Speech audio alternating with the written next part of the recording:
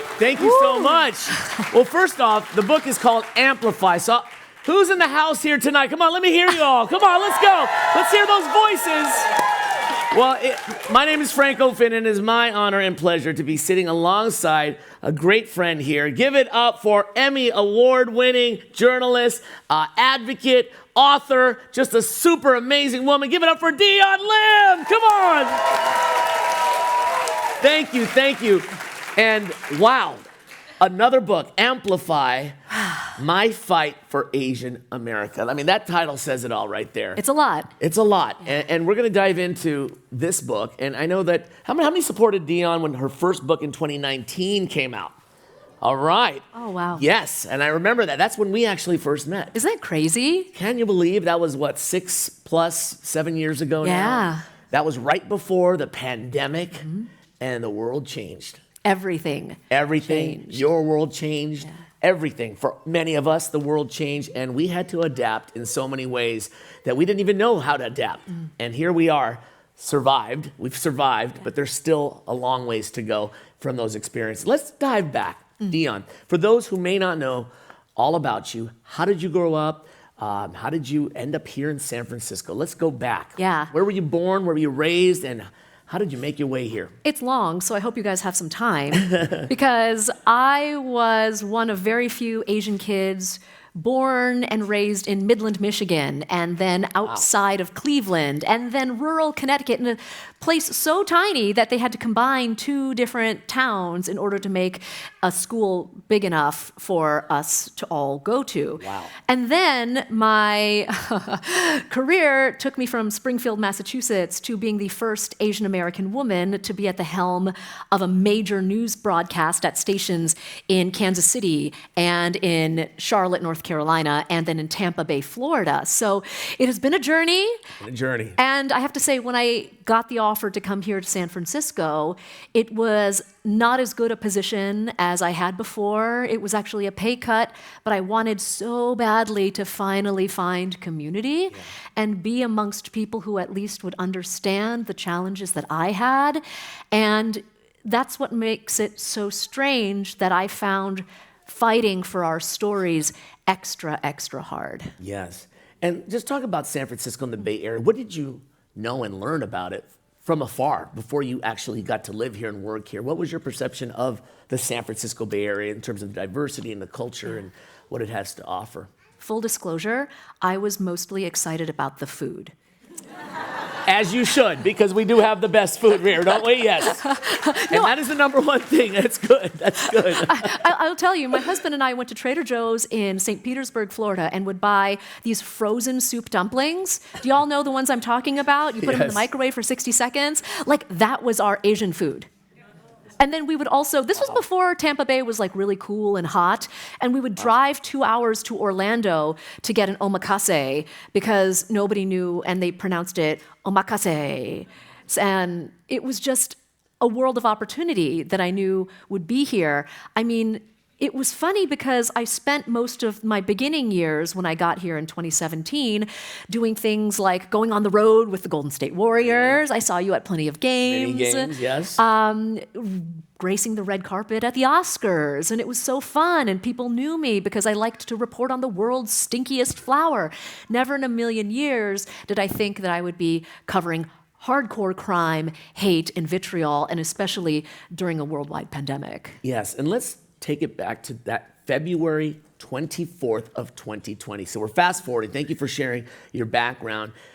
You are, right there, February 24th, that was right when the world was about to shut down, and the news that our lives are about to change, and you have to keep your composure. Walk us through what happened in February 24th of 2020. What was going through your mind when, hey, there's a pandemic, it's about to start, and we have a virus that is killing people? And what was the messages that you were receiving while you were, getting on air or working that day? Yeah, I remember all hell breaking loose.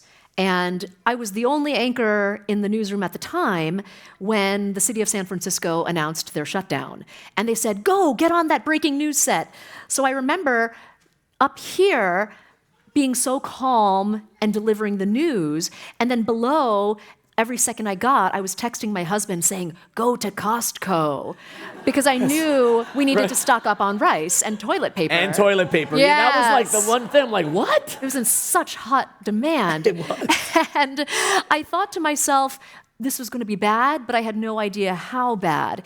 And it wasn't until the case of the can collector in the Bayview that I understood the gravity of what was to come. How many of you remember the case of this elderly man who was collecting cans in this neighborhood, beaten with a stick, made to cry and howl like a baby, Unbelievable. an elder, all because he was collecting cans?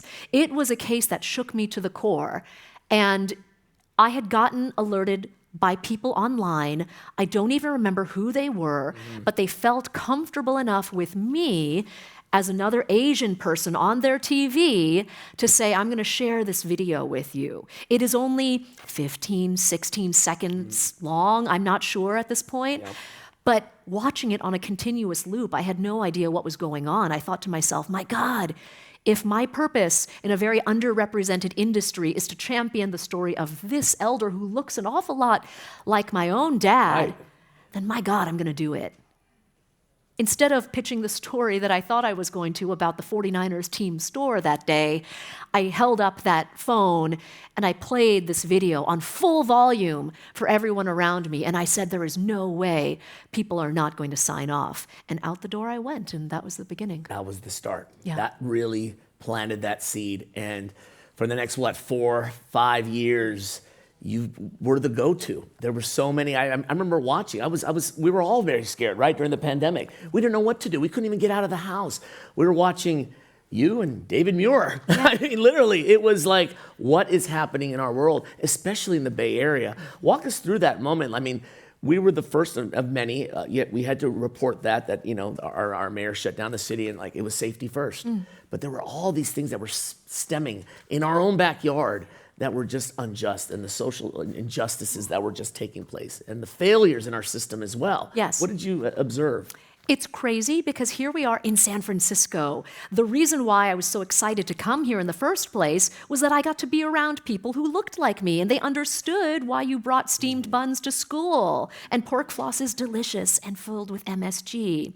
So I thought that reporting these stories was going to be easy, but in many ways I discovered it was described to me by law enforcement as a dirty little secret. And the dirty little secret is that many of these crimes went unreported. And it wasn't just stemming from the pandemic. It wasn't just because of the rhetoric like Kung flu and China virus. This has been a long-standing issue of racism and being the other in America. People just never amplified it. And it forced me to look inward and understand why that was. Growing up, for example, I was told that if I'm struggling, I should never go see a therapist because I'd be considered a crazy person. My mother always told me that just do good in school and you will do good in life. But that's not how it works, is it? So when I started this reporting, I had to dig deep and understand and learn from this community why I was like this. Yeah. I also had to learn from my own perspective that my parents will never be proud of me outwardly for the work that I do. In fact, my mom told me in an email that I should stop reporting on Asian Americans because it's making our community look bad. Like, that is the cultural challenge that all of us face. So that's one part. And then you have the other part of being in an industry where less than 1% of newsrooms are made up of Asian American men. Right. There are so many other statistics, and that blows my mind. So when you are privileged to have an incident come to you or be tipped off about something that happened, that's one thing. And then you have the hurdle of, will you speak out in front of others who don't understand where you're coming from, at the risk of being too much, Right. too loud, Tiger Woman, or Dragon Lady. Right. I mean, I've heard it all. You've heard it all. I've heard it all. Let's talk about your career. First off, saying like, I'm going to do this. I'm going to cover stories like this about crime and whatnot. Could you share with us, what was that conversation like when was it so tough for you to get that out and say, no, this is what I'm going to do, and I'm going to stick to what I think I want to do. Yeah. And what was that like? Because many of us have faced that, including myself. I didn't want to be an engineer. I went to Santa Clara University to be an engineer. Yeah. And I had to have that difficult conversation. I said, look, I want to be doing TV. I want to work in sports. Like, what? That's not a career. How many of us had that? Can you make money? But can you make money? It's always those same things. Yeah. Like, and for many of us can relate to that. What was that conversation like? Yeah, every time I got a new job and climbed the ladder, the first question from my family was, how much money are you making? Very Always. typical, very typical. But for me, I fell into this, I guess, realm, this genre of reporting, this beat, because I admittedly didn't do it often. As a news anchor, people think you just read things, but you don't. You actually are involved in the news gathering process, but never was I out on the street pounding doors. For example, when the death of Visha Ratanapakdi in the Anza Vista neighborhood, 84-year-old man who was callously shoved to the ground and killed. When that happened, I had never before then knocked on doors in search of information. I had never had to ask and put myself out there and say, do you have a surveillance video that can help showcase what happened? I never had to talk to the victim of crime, especially a heinous one like this, and convince them to be comfortable and trust me enough. Right. So I was navigating this similarly to how everyone was navigating how to react to the pandemic. Right. Were there missteps along the way? Oh, yeah.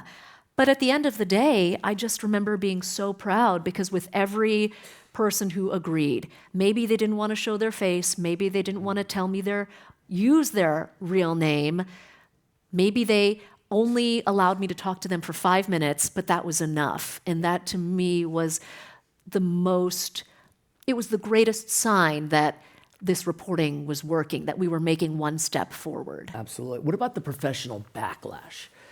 Being in this industry, TV, everything is so tight, this and that, really, in a box sometimes, right? And oh yes, they put you in a box and then you kind of got to stay in there. Yeah.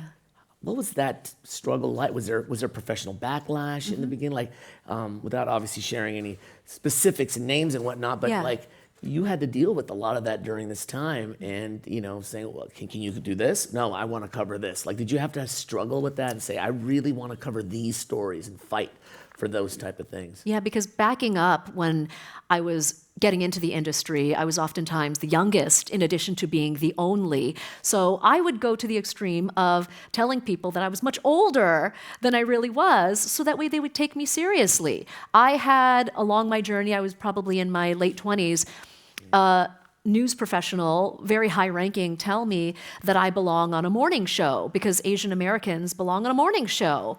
And I believed it. I believed it just as I believed growing up, because I had no frame of reference, that I was supposed to be good at math. And when I failed at that, I didn't know what to do. I know. Thank God, ChatGPT now. But it was always a constant battle of, okay, I have to make sure I get this right and I can achieve. And to be taken seriously, especially when it comes to crime, because you have to be super buttoned up. And the one pillar for me of doing my job was to always be right, because as a journalist, you have to double source, triple source, make sure everything is very, very correct. And I remember at first, it was shocking. It was shocking to my audience. It was shocking, I think, to the people around me of, whoa, Dion was just very aggressive in this meeting, pitching something, because I was pitching my heart out, because I figured if I didn't do it, if I didn't give somebody a voice, then who was going to do it? The backlash came from the public also, because what did you get, like hate mail? Did you get some other mail? Like what kind of communication would you get during this time? Yeah. I hope somebody has my phone because I lost it, but I have a folder in my phone that is titled Viewer Emails from Hell. Wow. Yeah. How many did you get? I mean, it was crazy. Let's put it this way. Overwhelmingly, people wanted to support and say thank you for enlightening us about what was happening in our communities. But there was a subset of people, and when you are in front of an audience of tens of thousands, hundreds of thousands, sometimes millions on social media. I remember there was one month I had 16 million impressions on Twitter because that's how many. Yeah, 16 million? because TMZ, because the New York Post, all of these outlets finally were paying attention. So with that attention, it's great. Like my career was going great, but at what cost? At what cost? At what cost? And the vitriol came in the form of social media, because you all know that social media is sometimes the armpit of the internet. And people were sending me death threats. It got to the point where we had to involve security to investigate. They were saying things such as, Asian hate is not real. They would call me names and say that I had the Kung flu. And it was just a constant onslaught, day after day after day. But there was no time for me to absorb any of it. And I think I had already been conditioned from so many viewers telling me regularly, oh, I don't like your outfit, or being very critical. So I think I have a very tough skin, and I could handle all of it. But eventually, there was a breaking point. And talk about social media here. It also became your megaphone, your platform as well. When you were off the air and you had to, share what you thought and felt, and then it was also your battleground at the same time. Yes. Social media, like you said, it could be polarizing, it could be one end or the other end, and people were following you, right? Not just your stories, but like who you were as a first to do this and that. What was that like when you started seeing just a flood of people, communicating via social media? Overwhelming, but also what a great privilege to have. Because one of the problems to reporting is that who wants to answer questions or call into a news station if you want some attention? Or on the flip side, if you just had the most traumatic experience of your life, the last thing you want to do is call the police. It's very scary and invasive, especially if you come from a culture where maybe you're afraid of being deported, or maybe you think there's a language barrier. There is a language barrier. So for the younger generation especially, social media became an outlet for them, because how easy is it to be in bed and just texting? And because they had seen my work and felt like we had a connection that way, it made the barrier to entry so much easier. And I'm so grateful for all of the people who came forward, either anonymously or told me, my mom doesn't know that I'm DMing you right now, but you should know about this. And I give this stat all the time that I think anecdotally, maybe 90% of the time, maybe more, every person that I approached for an interview would say no. And that shows you how scared and how conditioned we are not to talk about the things that matter. Right. It's really disheartening, but also one of the goals that I want to get across in this book. And we need to, that's the title, amplify. We have to raise and lift our voices. We are the fabric of America. We deserve a voice and a place at the table to speak our concerns. Talk about this point in your career. There was an on-air breaking point that you share where you just broke down, and it was like the moment where oh my goodness, like this is affecting me right now. Can you share with us that on-air moment for those who may not know, and what happened that day when it was that breaking point on the air? Yeah, there were actually two now that I think about it. Two, okay. But the one that I think really hit me hard was a young man named Kelvin Shue was gunned down on a walk, and because of community members, they said, the family would like to talk to you. This crime had happened 1 year prior, and they had never spoken out about it before. So imagine a mother's pain of having to bury her son. I sat in their kitchen table, surrounded by other family members, and the moment that broke me was when this mother, wearing her mask, explaining to me the details of that night, she pulled down her sweater and she showed me what looked like a heart monitor. And she wept and wept and wept. And she said, I wished I was the one who was killed. Oh, wow. I lost it. My photographer lost it. And when I went back to the TV station to put the story together, you have to relive it all over again. Oh, gosh. And I just said, I can't do it. It was just too much. I had to be talked off the ledge in order to make deadline. And then when I got on the air to introduce the story, living it a third time. And this was on top of already being bombarded 5 or 6 times, maybe more, by people sending you very graphic videos of stabbings, of attacks. None of this was censored. And I recall there was a case of a woman who was a student at Laney College. Her professor was criticized, and she was very distraught because he said to the entire class that her name sounded like an expletive.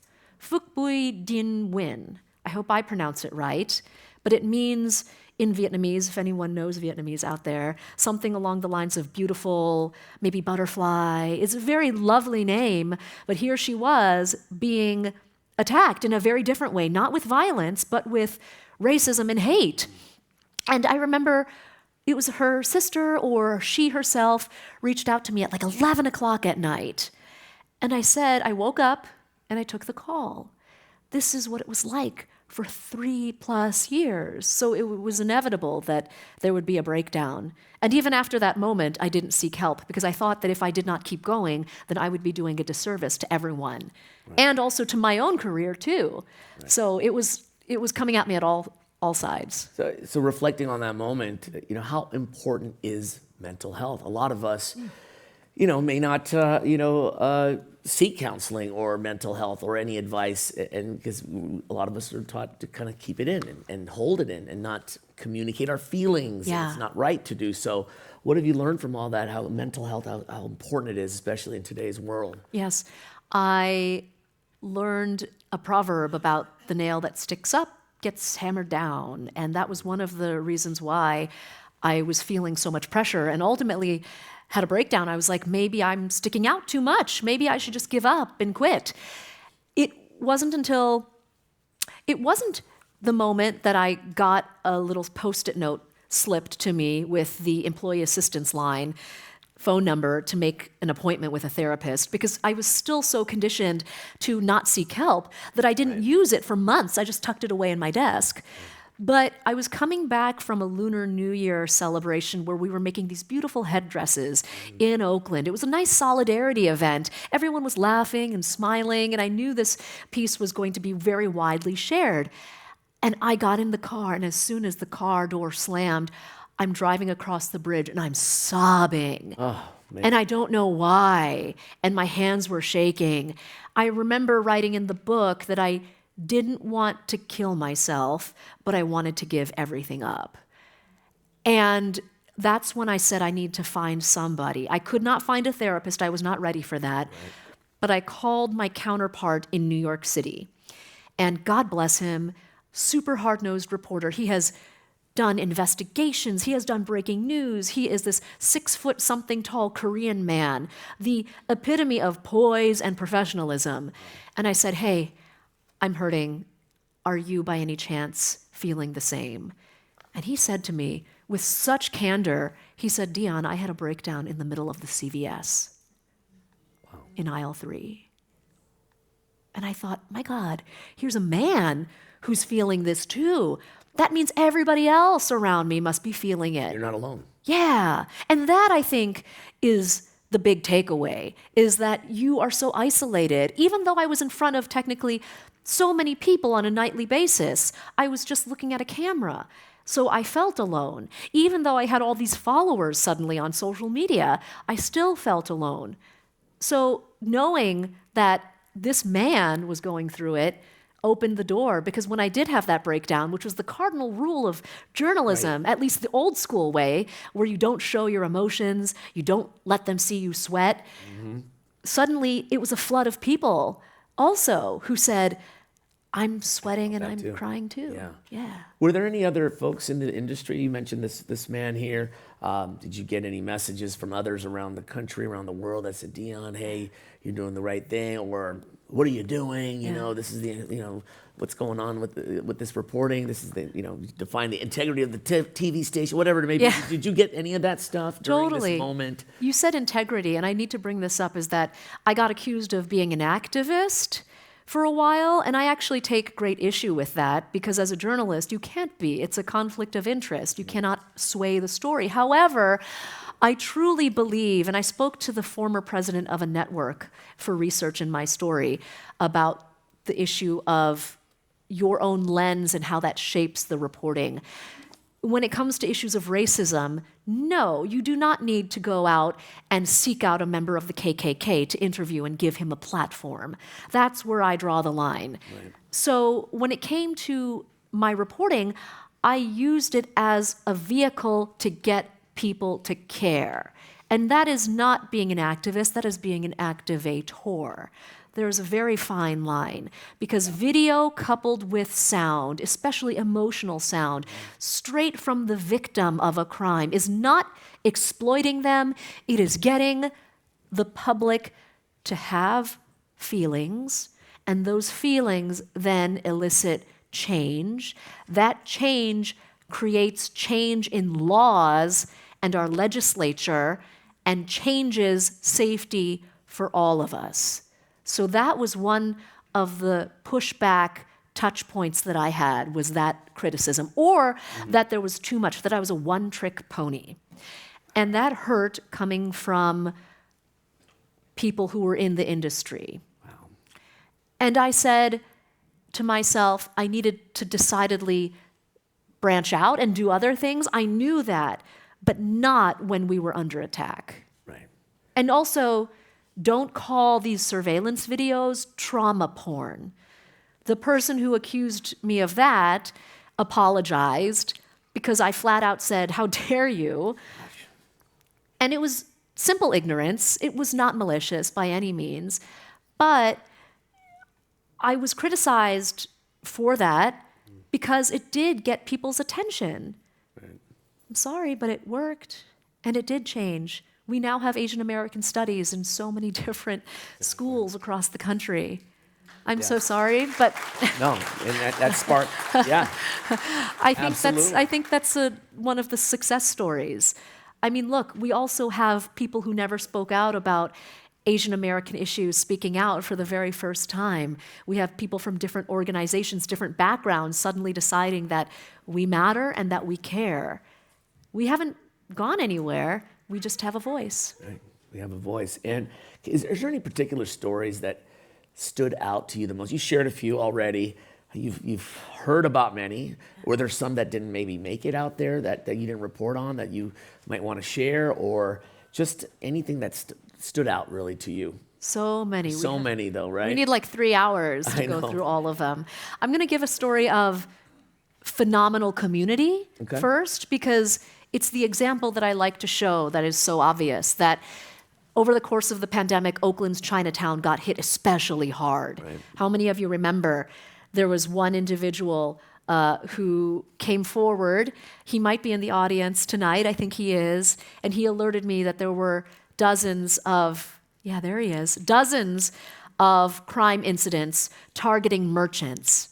Right. He single-handedly provided me the videos and the people to talk to, and that ignited a national movement as well. Overnight, we saw patrol groups, volunteers. A young man who was Latino decided that he wanted to stop seeing his brothers and sisters in the community under attack. So that is one story of just how one person can change a community. I also think about the contractor who raised money to buy air horns to distribute to those merchants. And then 1 year later, after the distribution, a pregnant store owner who was about to be either attacked or robbed used that air horn and got OPD to respond. She was 8 or 9 months pregnant at that point. You can see it in the video. It was tremendous. I will also say that on the flip side, you talked about pushback. You asked me about some of the challenges, because politics gets involved with anything that has to do with race. We dealt with, and I'm free to say this now that I stepped away, we were dealing with a district attorney who at the time Yeah. did not appear to support Asian Americans. There was not the translation services required to have conversation properly. And this individual, after the death of Visha Ratanapakdi, went and did an interview with the New York Times and said that the perpetrator was having a temper tantrum. Wow. It was that office. Yeah, they just had a bad day. They just had a bad day. That was the office that ultimately was the reason why there was a hit piece about me and my reporting in the Washington Post. Now, this is very funny because the Washington Post is 3,000 miles away. Why would an opinion editor want to write about me?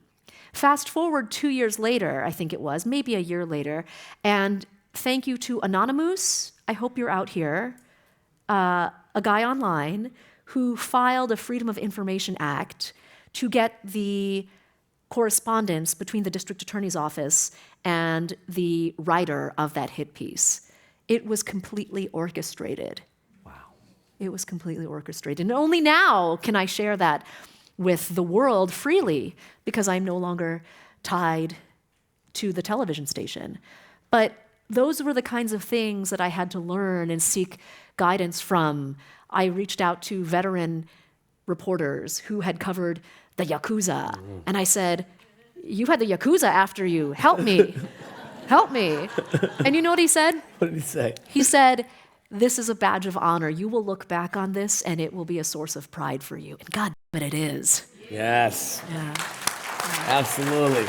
Well, we're going to open to some questions in just a little bit. I do want to kind of wrap with this thing, as we talk about, your book and whatnot and what you want readers to come away with it. But let's talk about the next generation. You have a wonderful son in the audience, right? Somewhere out there. Your amazing son there. You've got one son.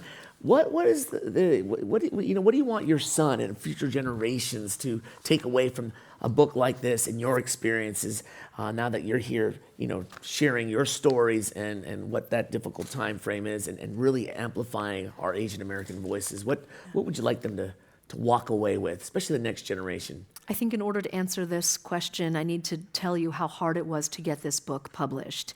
Okay. Indulge me for a moment while I give you some numbers. 6 is the number of years since the pandemic began. 4 is the number of years since I signed on the dotted line as Third State's very first author. 21, though, is the number of months this book is late getting out into the world. This book was supposed to come out 21 months ago. Wow. And it is tied partially to why I needed to step away from a nearly 2 decades long career as a journalist. The approved reasoning goes as this.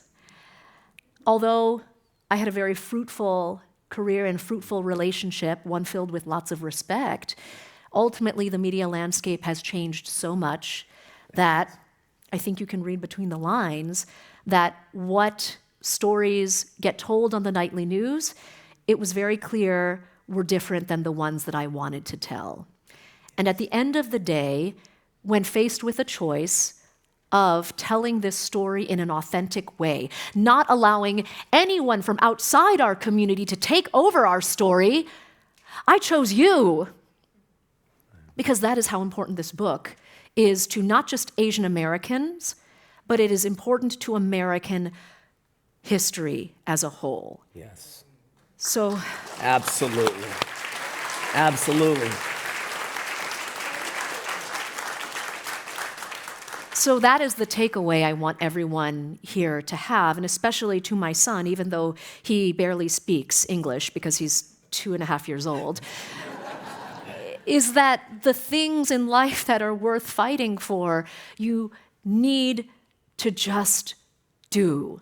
Yes. Because at the end of the day, if you have your community around you, if you have that fortitude that what you are doing is right, as hard as it is to make some of these decisions, you will be okay. And in my case, I look out at all of you. I look at the team I've built. I look at where I am and what I get to do on a regular basis. It was more than the right decision. So I say go without fear and to have courage, and that is what I hope for. every single day, no matter what industry you are in, no matter what you do for work, no matter the people you surround yourself with. But having that courage in one form or another will take you far. Absolutely, yes. Let's hear it for Dion on that. Amplify, and that is the title of your book, Your Fight, Asian America here, and Amplify indeed. And so let's get some audience questions out there, because I know there's some dying questions. That is amazing, a good way to kind of close this Q&A here. Let's get a few folks. Yes, how about you? Hi, I'm Susie Willems-Krams. Hi. I wear many hats, but one of the things that I and my boyfriend do is we do a lot of volunteer work in the local Asian American community. And one of the things we do is we do event photography for what's it called again in Sacramento? My Sister's House. It's very similar to Asian Women's Shelter here in Yes. San Francisco. And my question is, what would you say to young Asian women that have been the victims of violence? Because I've never talked about it in public, but I am a victim of violence.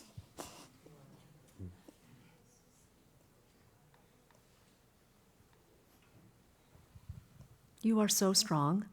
I am shaking thinking that you felt okay enough to share your story for all of us. And I hope you know that, similar to me, that you are not alone either, because there are actually other people here who are victims of violence. If you're in the crowd, there is a woman whose brother was gunned down in Oakland, and I visited. Unfortunately, we never got to tell that story, and it never made the news. But you out there sent me an email yesterday saying that you would be here and that you hoped that I remembered you. And I remember you. I remember you like it was yesterday. And I want you to know, too, that the work you are doing is inspiring other people to share their story. And I hope you are able to save what happened to you and to share it in other ways, so that way you can continue to do the work and continue to be strong. We're all here, and we care. And sometimes, and I think sometimes that's all we needed, because that's what I needed, is to know that other people cared, and we do care. Thank you. Excellent, thank you. For that, let's open up the floor for many more questions in the audience. Michelle is going around. Hi, Dion. This is Albert. I understand the reason for your book to be delayed by so much has to do with certain station and people. I don't know, you want to share any of that at all with us? This is a difficult one for me to respond to.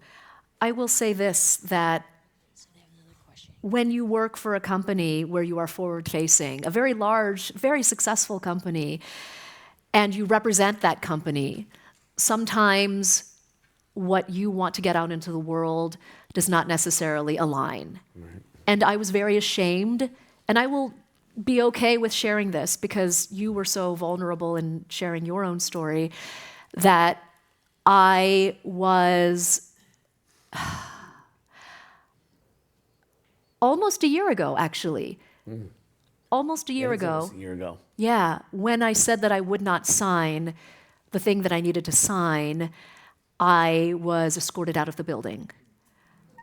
After a career of breaking more cases than I think most people ever could, Ricky Pearsall, the 49er who was shot, that was me too. It felt like,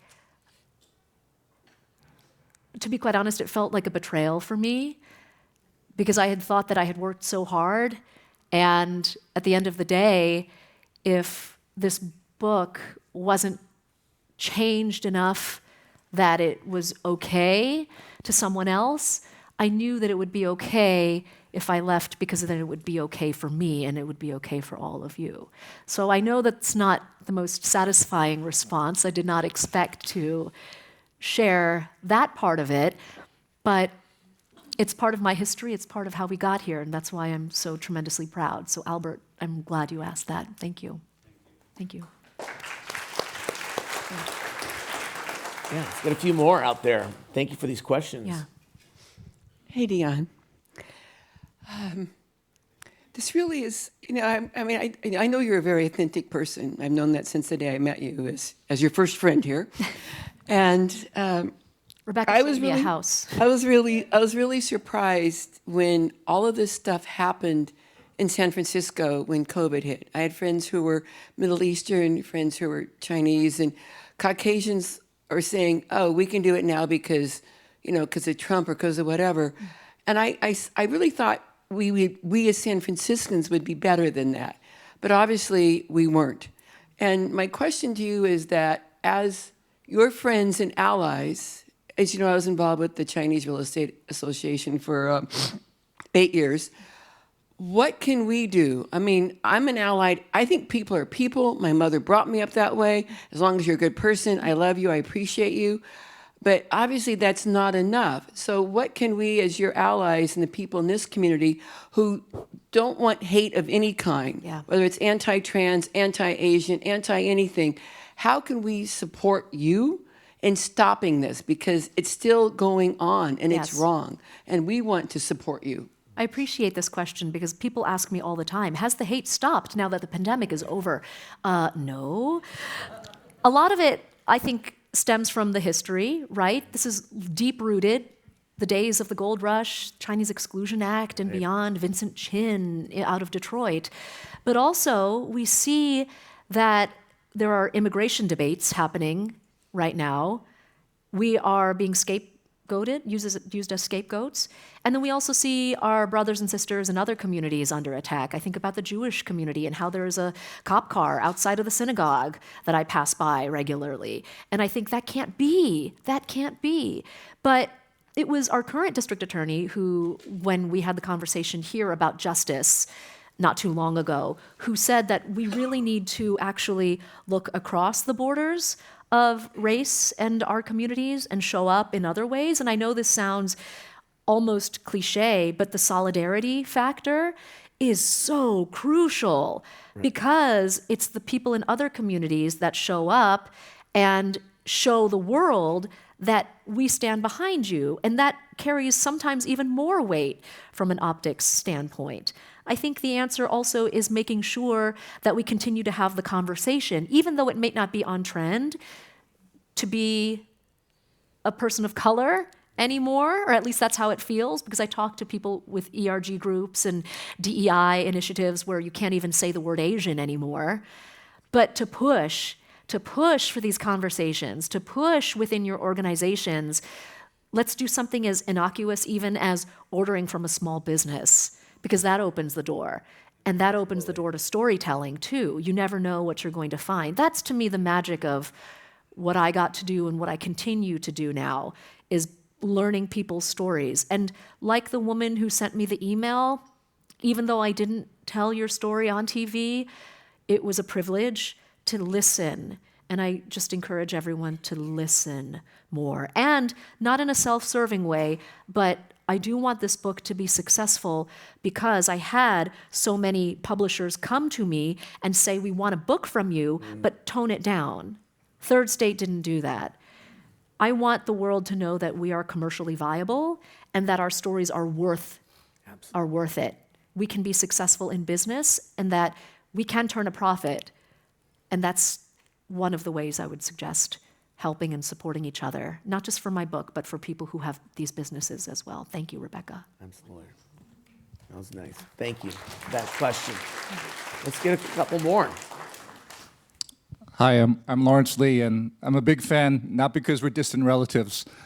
The last time someone joked that I was a distant relative, it turned out she was my cousin, and she's right there. It really was, yeah.